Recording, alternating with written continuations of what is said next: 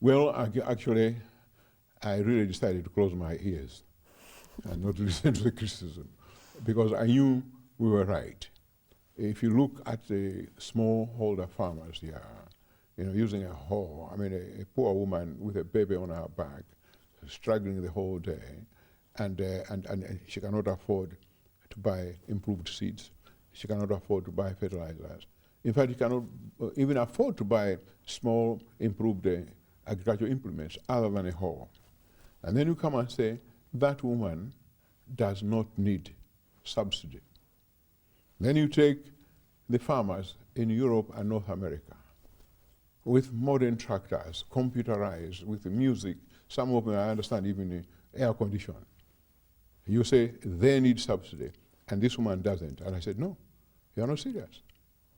So I said, with or without your support, I'll go ahead and do it anyway. But I had, if you like, what might be an exit point. I said, look, if within 3 years I'm not able to feed my people with that subsidy program, then come and you can criticize me, we discuss. We were successful, and we're right. And I think the international community are now beginning to say, well, maybe he was right after all. Of course, whether they want to come open and say, yes, bravo, Bingu, you have done well, that's a different matter. But the taste of the pudding is in the eating. And we are eating it, and it's nice. So. Do you think that, when we talk to analysts around Africa, people look to Malawi because of that particular policy as a model? Do you think that that's really helped other African leaders, given them the confidence to say to the donor community, hang on, we know what's best for our country, and we need your support with regards to that? I think, yes. I think they're beginning. Because what I'm saying is that as Africans, in this particular case as Malawians, we are the best people to know what our problems are. I have my ministers, I have my principal secretaries, I have my experts, I have the non-government organizations. And if all of us don't know what we want, what our problems are, and we need somebody else to come somewhere to tell us, then we have a big problem. But I like to believe we know it. I like to believe we know the problems for Malawi. I can say now, without being arrogant, that I know the problems for Malawi and I know the solutions. But I may not have the means. Some might say that you have perhaps taken quite a hardline approach in terms of the buyers of tea, tobacco and cotton. Perhaps they might say that this is going against free market principles and in the long term could be quite detrimental to the industry.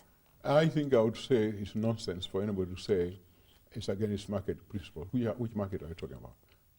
When they say marketing. Tobacco, there's no such thing as international market. The grower has no say in this. The grower grows tobacco or cotton. And then you go to these middlemen companies who come and buy.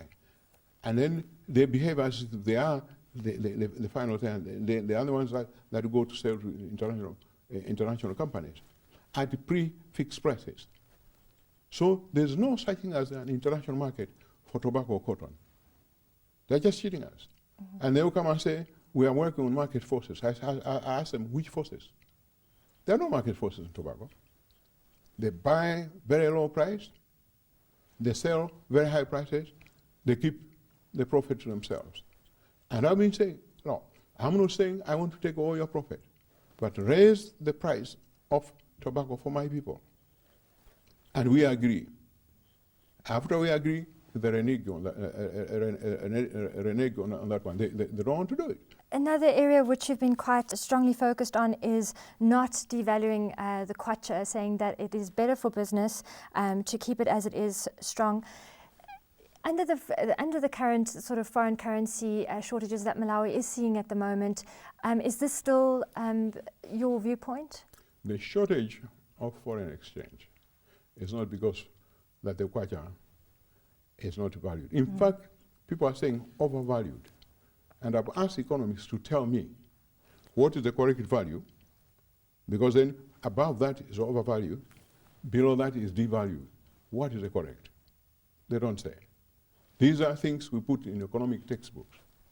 They are saying if we devalue the kwacha, then we make our exports competitive. Which exports? Tobacco is never affected by the kwacha. You can devalue anything, it will not be affected. Tea is not affected, they are fixed markets.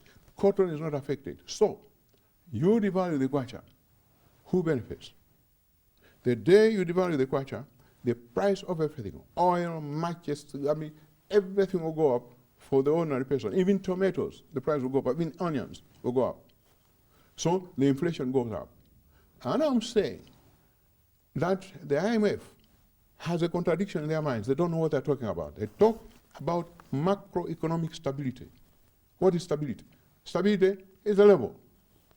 The moment you take one of the parameters and devalue, that stability is disturbed. Because then inflation comes in. And they're saying they're for macroeconomic. So I don't know what kind of economics are at the IMF. Yeah. And I'm ready to meet them, to tell me. I want one person to tell me one good reason or one advantage that will accrue to Malawi for devaluation. Nobody is. So, oh, you see, I will make your exports competitive. Which exports?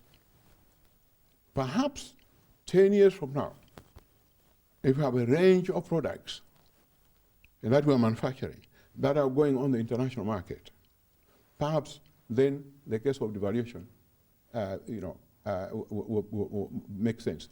But at the same time, have you ever heard the Americans, the British, the Germans, the French, the Chinese, the Japanese devaluing? When did we hear them devaluing their currencies?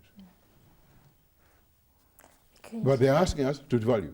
They themselves don't devalue. I don't know. So I'm just keeping my ground, and really until someone convinces me, kwacha will not devalue.